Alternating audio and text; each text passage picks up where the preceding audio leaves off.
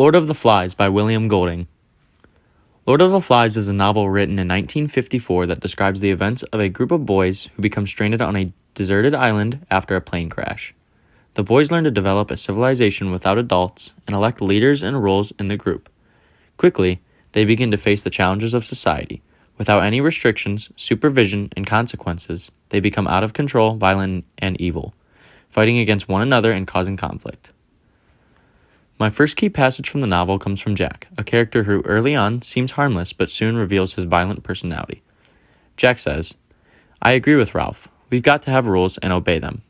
After all, we're not savages, we're English, and the English are the best at everything, so we've got to do the right things."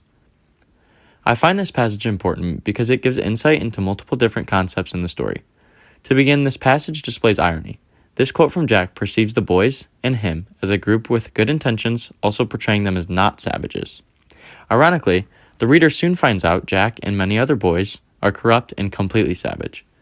Secondly, the passage shows Jack's belief that his English nature is the dominating and best. This exposes Jack's cocky and greedy personality, which is a driving factor in many conflicts of the story. The second passage also talks about Jack, this time representing the mental conflicts within each boy similar to him. Golding writes, "His mind was crowded with memories of the knowledge that had come to them when they closed in on the struggling pig, knowledge that they had outwitted a living thing, imposed their will upon it, taken away its life like a long satisfying drink." This passage is significant because it portrays the common nature of humans to fight between right and wrong. The perspective shown explains Jack's stutter for continuation after processing what occurred while he hunted. The idea that his prey was once living just like him is impacting Jack, making him sympathetic. However, his desire for power and want to kill ultimately overpowers the good in him. Jack's mind represents the majority of boys in the novel and their fight against good and evil. As the story progresses, this becomes a common theme represented in the story. Throughout, Jack also becomes a prime representation of most of the boys' actions and thoughts. In key passage number 3, Golding describes the island during the end of the story in a descriptive manner, setting the dark mood with detailed words. The passage is quite long, however each sentence is important in providing specific detail for the mood. The passage states, "Over the island, the buildup of clouds continued. A steady current of heated air rose all day from the mountain and was thrust to 10,000 feet. Revolving masses of gas piled up the static until the air was ready to explode. By early evening, the sun had gone and a brassy glare had taken the place of clear daylight. Even the air that pushed in from the sea was hot and held no refreshment. Colors drained from water and trees, and pink surfaces of rock, and the white and brown clouds brooded. Nothing prospered but the flies who blackened their lord and made the split guts look like a heap of glistening coal." I found this passage to be significant because of its impact on the setting and mood of the story. The author provides an eerie, dark mood when describing the island. This dark mood is clearly seen when Golding writes, "Colors drained from water and trees."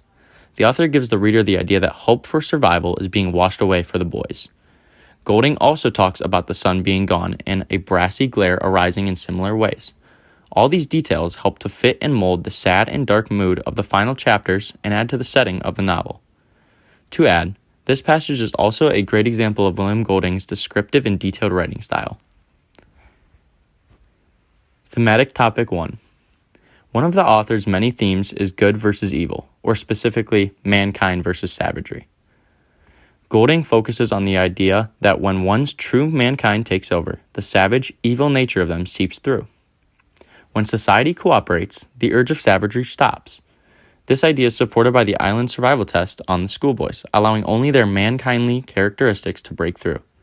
The boys on the island and the whole novel in itself are a prime demonstration of savagery and its ability to take over mankind when not contained. This theme in Lord of the Flies is important because of its reminder to not let the violence of mankind break through into society. Thematic topic number 2. The human desire for power.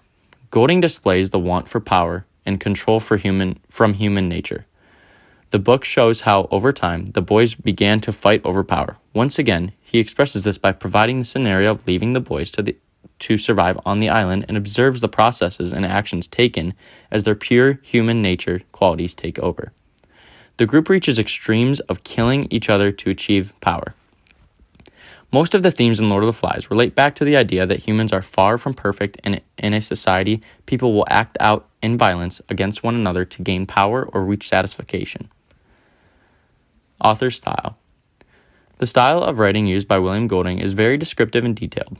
He provides the insight of multiple different characters, thoughts, and actions through one narrator.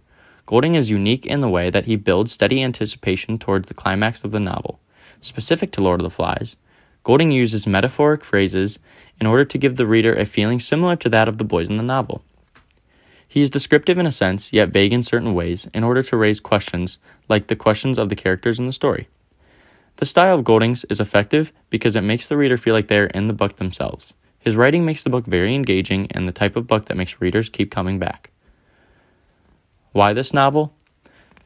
As plain as it sounds, I chose this novel because I remembered Mrs. Bursby talking about the book and recommending it if we didn't have an idea.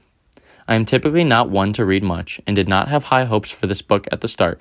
However, after reading, I really enjoyed this book and its storyline. I thought the setting of the remote island was perfect for the story. The author's style tied in nicely with the plot and setting, as their descriptive detail enhanced the read as well. This novel opened my eyes to the dangers of society when gone uncontrolled, and most importantly, the novel engaged me in a book that I finally enjoyed.